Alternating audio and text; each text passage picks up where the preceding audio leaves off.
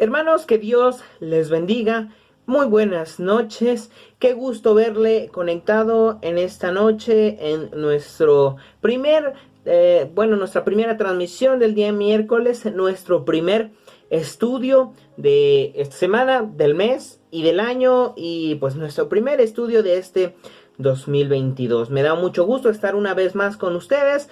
Me da mucho gusto ver hermanos que ya han dispuesto su tiempo para en este día atender a y ver qué es lo que la palabra de nuestro Dios dice en este nuevo estudio que estamos por comenzar. Me quiero desearle también un feliz 2022, hermano. Deseo que pues pueda ser un buen año. Deseo, hermanos, que en este año ustedes puedan conocer a Dios de una manera más profunda, que juntos podamos seguir conociendo de Dios, de su escritura, de quién es nuestro Señor Jesús y la gloriosa obra de la cruz por medio de la cual nosotros tenemos salvación. Así que, hermanos, pues espero que este sea un buen año, y qué mejor que vamos a empezar entonces en este día con nuestros estudios del 2022.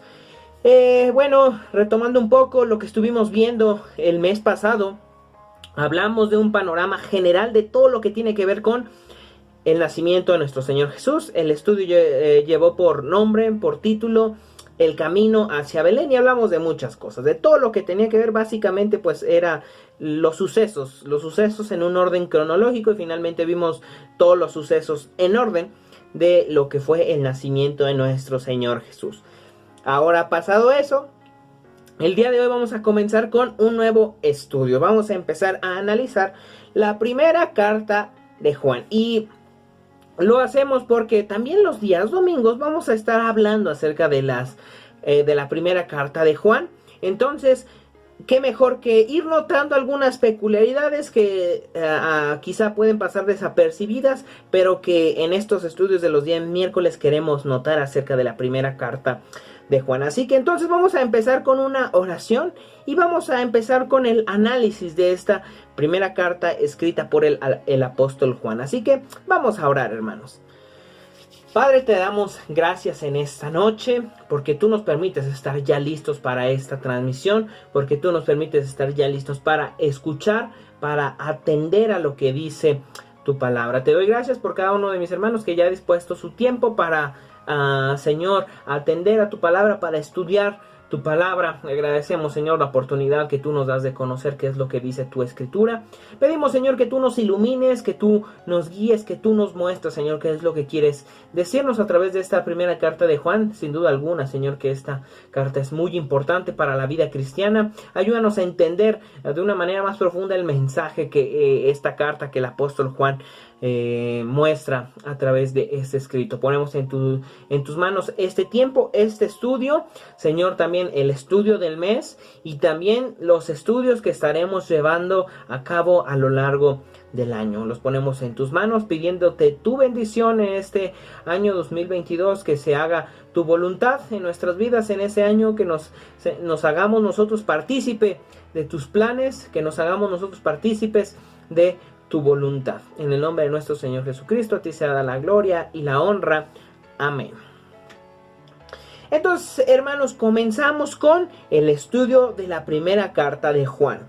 Y bueno, antes de hablar del estudio del camino hacia Belén, de hablar acerca del nacimiento de Jesús, estuvimos hablando acerca del Evangelio de Juan. Mencionamos ya algunas cosas, pero creo que es bueno volver a recordar el autor.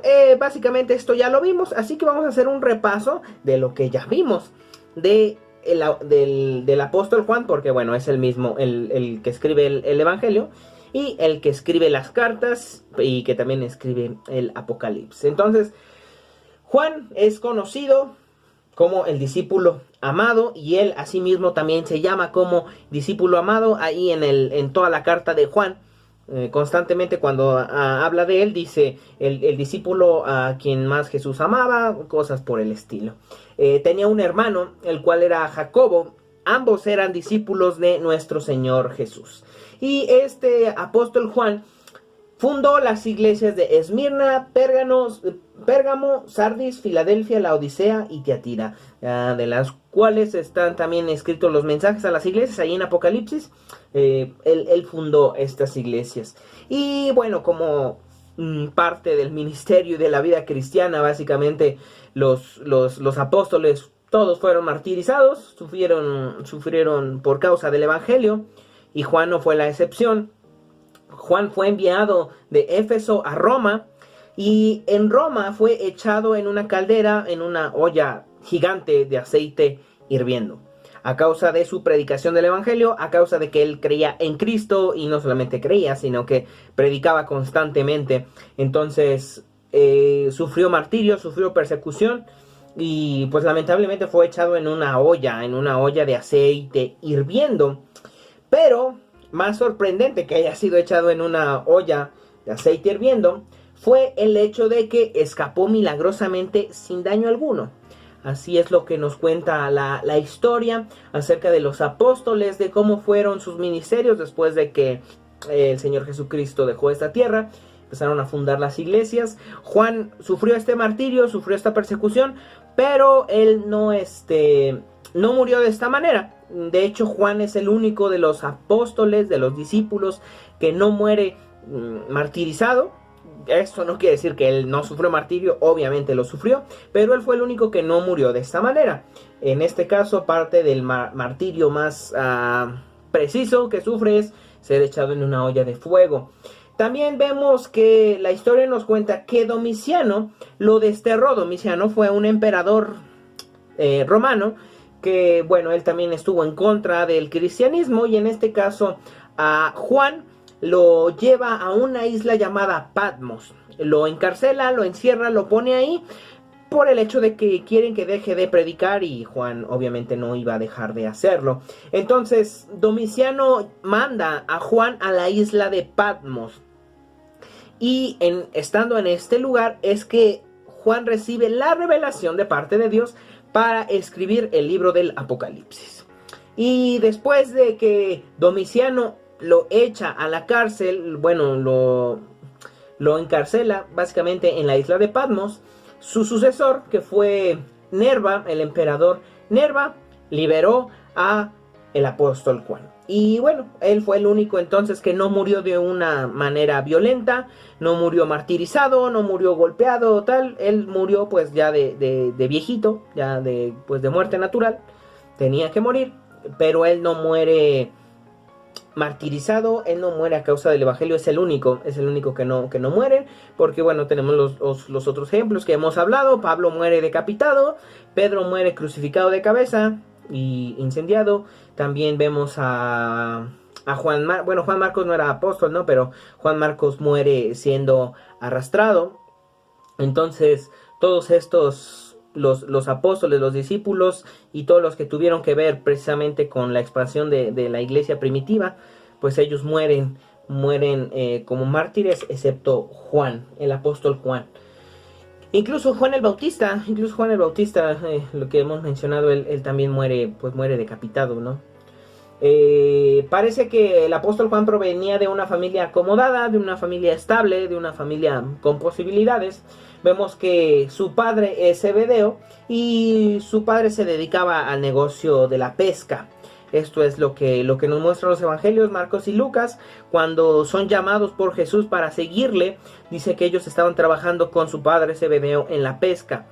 Y no solo esto, sino que Pedro era socio de Zebedeo en la pesca. Entonces la pesca en aquel tiempo pues era como el oficio común. Ya hemos hablado de esto, era el oficio popular, y también pues era un oficio que era hasta cierto punto reconocido y daba buenas ganancias por la demanda que tenía. Entonces Zebedeo se dedicaba a eso, era pescador, y sus hijos le ayudaban, en este caso Juan y su hermano.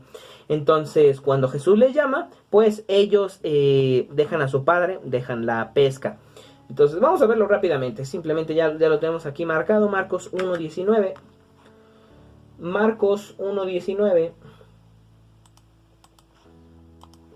que dice así: Pasando de allí, un poco más adelante, vio a Jacobo, hijo de Zebedeo, y a Juan, su hermano, también ellos en la barca que remendaban las redes, o sea que estaban ahí trabajando, estaban arreglando.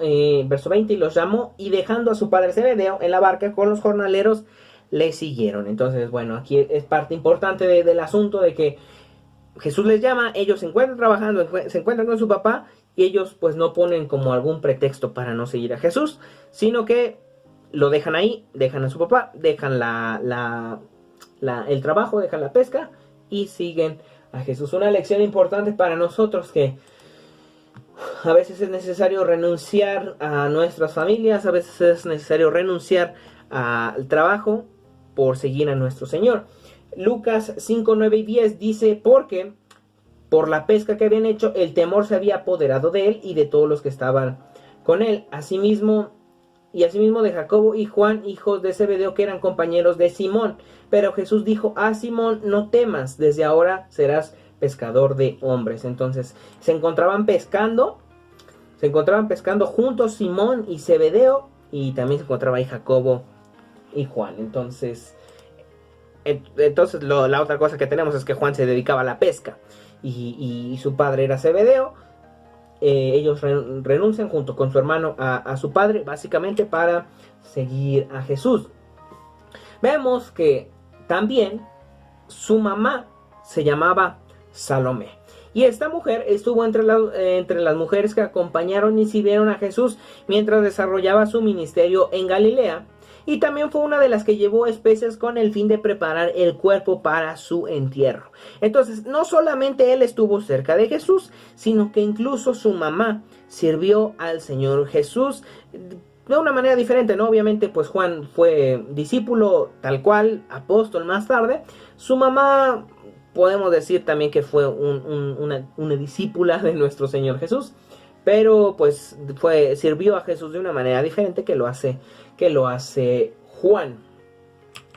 Entonces, Zebedeo y Salomé eran hebreos fieles, y debieron creer a Juan en la enseñanza de las Escrituras, porque bueno, en el momento que Juan es llamado por Jesús, él no duda en ningún instante qué debe hacer, no duda si debe seguirle o no, simplemente le sigue, se deja llevar, va detrás de Jesús, sigue el llamado que nuestro Señor le da. Esto obviamente tenía que ver con aquello que ellos conocían acerca de este Mesías que había de venir.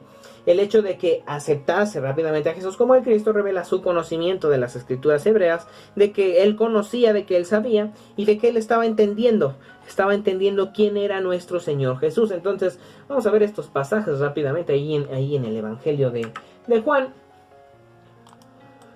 Juan capítulo 1, verso 35 y 36. Ya mencionamos algunas cosas del Evangelio, que bueno, el Evangelio es de los cuatro, es el más diferente, es único entre los cuatro, y provee muchísima información, podemos llamar profunda teológicamente, porque toca temas muy importantes en cuanto a teología. Precisamente Juan es uno de los evangelios más profundos en cuanto a algunos temas acerca de nuestro Dios y de nuestro Señor Jesús. En el 1.35 dice: al siguiente día otra vez estaba Juan y 2 de sus discípulos, y mirando a Jesús que andaba por allí, dijo: he ahí el Cordero de Dios. Le oyeron hablar 2 de sus discípulos y siguieron a Jesús. Estos 2 discípulos, uno de estos era Juan. Juan era discípulo de Juan el Bautista, que quede claro. Juan el apóstol, antes era discípulo de Juan el Bautista. Entonces después, cuando Juan el Bautista ve a Jesús y dice: he aquí el Cordero de Dios, uno de estos 2 discípulos, que uno era Juan, siguieron a Jesús, que es lo que dice aquí más adelante. Andrés, hermano de Simón Pedro, era uno de los 2 que habían oído de Juan y habían seguido a Jesús. Halló primero a su hermano Simón y le dijo: hemos hallado al Mesías, que traducido es el Cristo. Y le trajo a Jesús. Mirándole, Jesús dijo: tú eres Simón, hijo de Jonás, tú serás llamado Cefas, que quiere decir Pedro. Aquí habla de uno de los 2 y el otro era Juan. Entonces Juan reconoce a Jesús en cuanto a cuando Jesús pues está desarrollando su ministerio. Juan le reconoce, y no solamente que le reconoce, sino que le sigue. Aunque no se dice que Zebedeo se hiciera discípulo de Juan el Bautista o de Cristo, no parece que se haya opuesto a que sus hijos se convirtieran en predicadores al lado de nuestro Señor Jesús, que es lo que acabamos de ver. O sea, Jesús llama a Juan y llama a su hermano, y ellos dejan el trabajo, dejan a su papá, pero tampoco se muestra que haya una rebeldía de parte, o una negación, una respuesta negativa de parte de Zebedeo para que no sigan a Jesús. No, al parecer no dice nada, y ellos van y se convierten en fieles seguidores y discípulos, y más tarde apóstoles de nuestro Señor Jesús, sobre los cuales pues se funda la iglesia de Cristo, ¿no? Sobre las enseñanzas de ellos. Entonces es importante también notar esto, porque quizá, por decirlo de alguna manera, no parece que él se haya opuesto, Zebedeo. Entonces, por el otro lado vemos a Salomé sirviendo a Jesús, y vemos a sus hijos sirviendo a Jesús. Es interesante este panorama, ¿no? Que Salomé, la mamá, sirve a Jesús, Zebedeo pues no parece negarse a que le sirvan, y los hijos se entregan completamente al servicio de nuestro Señor. Juan fue uno de los discípulos más allegados a Jesús, porque Jesús tenía este grupo selecto, ¿no? Jesús tuvo pues varios grupos de discípulos, por así llamarlo. En un tiempo Jesús tuvo un grupo grande de discípulos, pero después hubo un grupo más selecto, los cuales fueron los apóstoles, los 12 discípulos, los 12 fieles que estaban ahí siempre con Jesús. Pero dentro de esos 12 había todavía un grupo más allegado a él, en el que se encontraba Juan, Pedro y Santiago. Se encontraban ellos muy cercanos a Jesús, e incluso pues podemos decir que Juan fue quizá el más allegado y el más cercano a Jesús, porque Juan también era el más joven de los discípulos. Entonces Juan tuvo este placer, este privilegio de ser parte de este grupo pequeñito de 3 discípulos que eran muy, muy cercanos a Jesús. Ellos presenciaron la transfiguración. Ellos estaban ahí cuando Jesús toma este suceso llamado como la transfiguración, que se presenta a Moisés y Elías con nuestro Señor Jesús. Vamos a ver el pasaje, vamos a verlo aquí en Mateo 17, 1 y 2, dice así: 6 días después, Jesús tomó a Pedro, a Jacobo y a Juan. Es que, bueno, Jacobo y Santiago, pues es el mismo nombre, es como un equivalente, es la transliteración, son el mismo nombre, Jacobo y Santiago. Por eso es que de repente se le llama a este mismo Jacobo, y también hay lugares que se le dice Santiago, o a los que aquí en la Biblia vemos algunos que son Santiago, y en algunas otras versiones aparece como Jacobo, porque son equivalencias, o sea, es el mismo nombre. Entonces, este grupito de los más allegados a nuestro Señor era Pedro, Jacobo, Santiago y Juan. Entonces dice: 6 días después Jesús tomó a Pedro, a Jacobo y a Juan su hermano, y los llevó aparte a un monte alto, y se transfiguró delante de ellos, y resplandeció su rostro como el sol, y sus vestidos se hicieron blancos como la luz. Y he aquí les aparecieron Moisés y Elías. Ellos 3 tuvieron pues la bendición de ver este suceso. Vamos a ver en Marcos capítulo 9. Marcos 9:2 dice así: 6 días después Jesús tomó a Pedro, a Jacobo y a Juan, y los llevó aparte solos a un monte alto, y se transfiguró delante de ellos, y sus vestidos se volvieron resplandecientes, muy blancos como la nieve, tanto que ningún lavador en la tierra los puede hacer tan blancos. Siempre me parece interesante esta descripción de Marcos ante la transfiguración de nuestro Señor Jesús, que se volvió tan blanco, que hace este énfasis, ¿no? De que ningún blanqueador de ropa puede conseguir. Y les apareció Elías con Moisés, que hablaban con Jesús. Estamos viendo el mismo pasaje relatado en tres evangelios diferentes, 28 y 29 de Lucas capítulo 9. Aconteció como 8 días después de estas palabras que tomaron a Pedro, a Juan y a Jacobo y subió al monte a orar. Y entre tanto que oraba, la apariencia de su rostro se hizo otra, y su vestido blanco y resplandeciente. Y aquí dos varones que hablaban con él, los cuales eran Moisés y Elías, ¿no? Entonces, Juan tuvo el placer de presenciar este suceso. También fueron los únicos apóstoles a los que se les permitió entrar con Jesús a la casa de Jairo, y también estos tres presenciaron este milagro. Juan de manera importante presencia sucesos muy importantes, milagros muy importantes, hechos importantes de nuestro Señor Jesús, lo cual de alguna manera sus palabras le hacen tener más peso y autoridad, porque él era de este grupo selecto, de este grupo cercano, realmente cercano a nuestro Señor Jesús. Quizá, como lo había mencionado, él era el más allegado a nuestro Señor Jesucristo. Estos tres que hemos mencionado tuvieron el privilegio de ser aquellos con los que Jesús se adentró más en el jardín del Getsemaní aquella noche antes de su crucifixión, la noche en que fue traicionado. Aunque entonces no captaron el significado pleno de la ocasión, pues hasta se quedaron dormidos 3 veces y Jesús tuvo que despertarlos. Ellos no estaban notando realmente lo que estaba a punto de suceder. Jesús obviamente sabía. Jesús sabía que de alguna manera su hora había llegado, que era momento de comenzar con la crucifixión. Pero, bueno, de todo el proceso de la pasión. Pero ellos no lo notaron, ellos no se dieron cuenta, y Jesús les amonesta porque los lleva a que oren, para que oren con él. Ellos no pueden orar, se quedan dormidos, Jesús les amonesta, y este suceso nos deja una enseñanza importante, ¿no? Que debemos de aprovechar el tiempo, porque pues no sabemos cuándo va a ser la última vez, ¿no? Ellos no sabían que era la última noche que tenían con nuestro Señor Jesús. Ellos no sabían que era la última noche que iban a orar con nuestro Señor Jesús. Y pues no vieron como que esta importancia, ¿no? Aunque se quedaban dormidos, no estaban entendiendo realmente lo que iba a suceder esa noche. No se estaban dando cuenta que, pues sí, era la última noche de nuestro Señor Jesús. Y pues de alguna manera perdieron una grandísima oportunidad. Así que cuando tengamos que hacer algo, y cuando se trata de orar, también orar por una persona, orar por alguien, hay que hacerlo, porque realmente no sabemos cuándo es la última oportunidad que podamos tenerla. No sabemos si es la última vez que vamos a ver a una persona. No sabemos si es la última ocasión que vamos a tener la oportunidad de orar por una persona.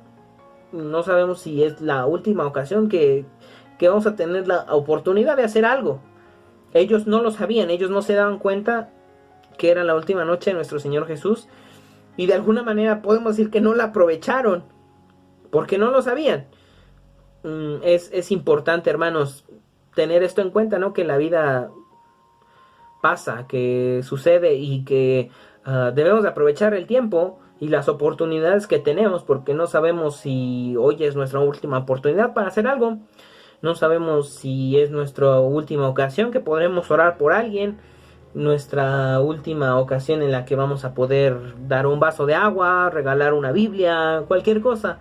Es importante notar esto y darnos cuenta de que la vida se va y hay que aprovecharla, hay que aprovechar las ocasiones, porque no sabemos cuándo va a ser la última oportunidad. Así como ellos no sabían que era la última noche de nuestro Señor Jesús. Juan ocupó el lugar que quedaba al lado de Jesús en la última cena, en la última Pascua, en la noche que se instituyó la cena del Señor, la Santa Cena que conocemos, que llevamos a cabo, que dice nuestro Señor Jesús que por medio de ella recordamos su sacrificio, pero también anunciamos su venida. Así que vamos a ver Juan capítulo 13, Juan 13, 23. Juan 13, 23, que dice así: y uno de sus discípulos, al cual Jesús amaba, o sea, Juan, estaba recostado al lado de Jesús. Entonces, por eso mencionamos que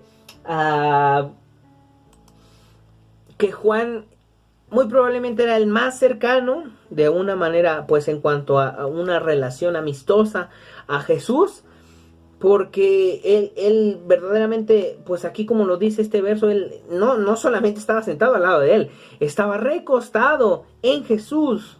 Qué gran placer que tuvo el apóstol Juan. Pero no solo eso, sino que también recibió el honor excepcional de que se le encargó el cuidado de María cuando nuestro Señor Jesús murió. Cuando él se encuentra en la cruz, está ahí con Juan y le dice: Juan, he aquí tu madre. Le dice a María: María, he aquí tu hijo. Entonces le concedió este honor tan grande, tan bello, este privilegio de tener en cuidado a su propia madre, bueno, a su madre. Bueno, como hemos mencionado, Jesús se encontraba en un estado físico, humano, como él como hombre tenía a su mamá, que era María. Entonces él, aún en el momento en el que está, tiene preocupación por su mamá. Y en ese momento es que le encarga el cuidado de su mamá a Juan el Bautista, a Juan el Apóstol, y a María también de alguna manera le pone en cuidado a Juan con ella, nuestro Señor Jesús. Y bueno, después de la ascensión del Señor Jesús, esto es hasta el momento de la crucifixión, después de la ascensión, Juan estaba en Jerusalén reunido con 120 discípulos de Jesús. En este momento pues ya eran como los apóstoles, ¿no? Los reconocidos que habían estado con Jesús, cuando se escogió a Matías por sorteo y se le contó con los otros 11 apóstoles. En este pasaje vemos cómo se escoge el sucesor de Judas, porque Judas, bueno, ya todos sabíamos, ya estaba muerto después de haber traicionado a Jesús. Entonces los discípulos, los 11 que quedaban, decidieron hacer una elección de quién sería el sucesor. En este caso el escogido es Matías, y Juan estaba ahí. Juan estaba ahí cuando es llevado a cabo este sorteo de quién sería el siguiente, pues el sucesor. También hay que notar que había pues que cumplir con ciertos requisitos para poder ser parte de este, ¿cómo se llama? De este sorteo que ellos llevan a cabo, en el cual pues Matías es escogido como el sucesor. También Juan estuvo presente cuando se derramó el Espíritu Santo en el día de Pentecostés y vio cómo aquel día se añadieron 3,000 personas a la congregación el día de la predicación de Pedro. Pero bueno, esta predicación de Pedro va acompañada de algunos cuantos días de oración para que esto suceda, pero Juan lo presencia, Juan está ahí. Entonces Juan está desde que comienza el ministerio de nuestro Señor Jesús. Está con él a lo largo de todo el ministerio, está con Jesús hasta el último momento, hasta el momento de su muerte, hasta el momento en el que es crucificado. Una de las últimas palabras pues que Jesús dijo estando en la cruz, se las dice a Juan el apóstol, y no solo eso, sino que Juan estuvo presente en los primeros sucesos de la iglesia primitiva. Entonces Juan, personaje importante, realmente importante en todo lo que tiene que ver con la iglesia primitiva. Él y Pedro declararon ante los gobernantes judíos el principio que siguió la congregación del pueblo de Dios, porque se les estaba diciendo que no debían predicar, que debían dejar de predicar, a lo que ellos contestan: si es justo a vista de Dios escucharles a ustedes, más bien que a Dios, júzguenlo ustedes mismos. Pero en cuanto a nosotros, no podemos dejar de hablar de las cosas que hemos visto y oído, por lo que hemos hablado acerca de la obediencia a las autoridades, a nuestros gobernantes, a nuestros presidentes. Debemos de